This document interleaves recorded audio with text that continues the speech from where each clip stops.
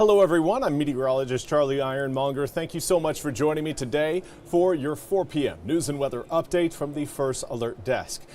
And we do have some unfortunate news out of Raleigh, where the Department of Health and Human Services is going to be pausing some select low-income programs until further funding. The North Carolina Department of Health and Human Services says it will be pausing the Low-Income Home Energy Assistance Program and the Heating and Air Repair and Replacement Program until further funding is provided. The department says all funding will be paused starting today, and further applications may not be accepted by local providers. Eligible homes will be put in a queue for when the program's operations restart. If your household has been accepted, then the Eastern Carolina provider for your county will send updates and next steps. More information can be found by following a link on our website, WITN.com. And in some better news, we've got a lottery winner here in the East. A jackpot win of $1 million announced by the North Carolina Education Lottery that Philip Faust has won that $1 million prize from a Max a Million scratch-off. Faust said he bought his lucky ticket from Hustle Mart on Highway 121 in Farmville. He said, quote, "This is the perfect timing in my life. We can live comfortably now," end quote. Now, Faust plans to pay his bills and save part of his jackpot to retire later. He took home $430,508 after required taxes. According to the release, 17 $1 million prizes and 7 $100,000 prizes remain unclaimed. And now we want to turn our attention to the flight reductions that are happening across the country at 40 of the country's busiest airports. NBC's Maggie Vespa has more on the reductions and how it may be going up over the next few weeks.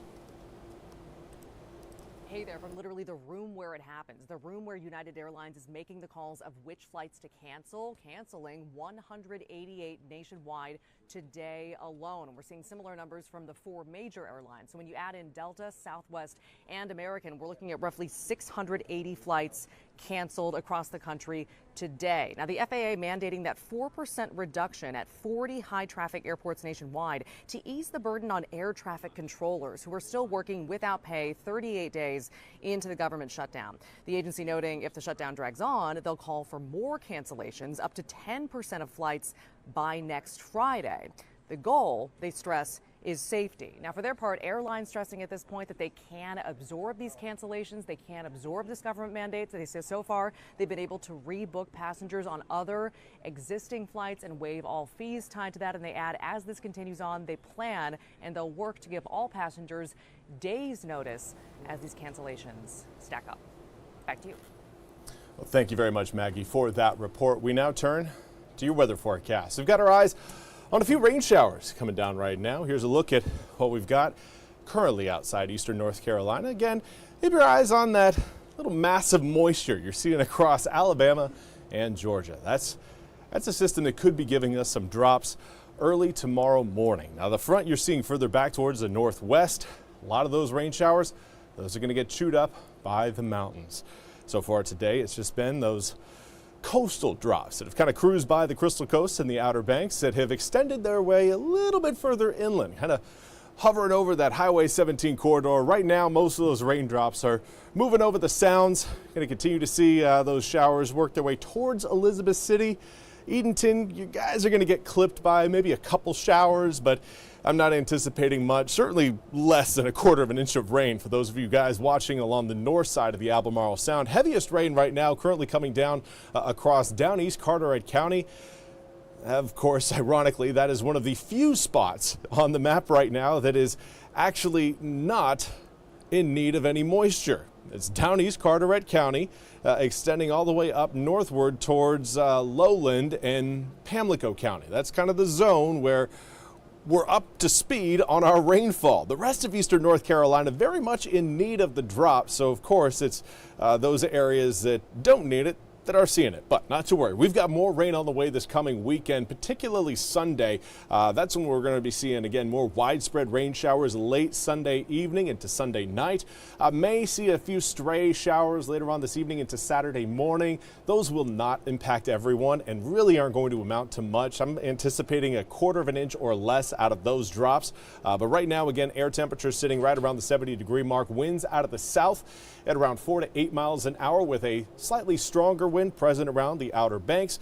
Winds will be swinging around to the west-southwest by tomorrow, and, well, that's not going to have a huge impact on your forecast, but what it will do is give us a sign that, okay, we've had another cold front roll by. We've had another wind shift.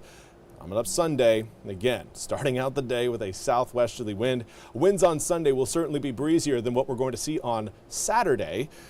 So don't take the first half of the weekend and assume that it's just going to be put on a repeat for the second half of the weekend. Not the case this week. Again, we've got air temperatures that are going to be well above average on both Saturday, but certainly by Sunday. Normal this time of year is right around the mid-60s. Overnight lows in the mid-40s. Well, over the weekend, we're looking at mid-70s on Saturday and upper 70s as we head into Sunday. So a pretty significant jump from our seasonal average, but on the flip side of that, we're going to be seeing air temperatures plummet substantially from Sunday into Monday, dropping right now by about 26 degrees from daytime high to daytime high. Sunday, 80 degrees, Monday 54, but more importantly, overnight Monday night into Tuesday morning, we are going to be dealing with our first widespread freeze across eastern North Carolina. Now, those of you along the coast most likely going to be staying in the mid to upper 30s. But most of us in the east are likely looking at air temperatures below that 32-degree mark. In fact, our low for early Tuesday morning right now is set at about 30 degrees. There will certainly be areas that will be in the upper 20s as we wake up on Veterans Day on Tuesday.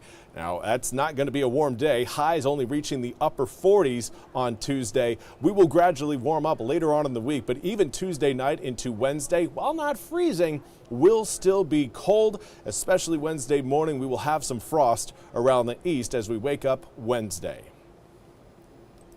That's all we have time for today's 4 p.m. news and weather update from the First Alert Desk. I want to thank you all so much for joining me. We'll be back with more news and weather coming up on Monday, starting at 7:10 a.m. with Jim and Gigi. Until then, have a fantastic rest of your Friday, and I hope you all have a wonderful weekend as well.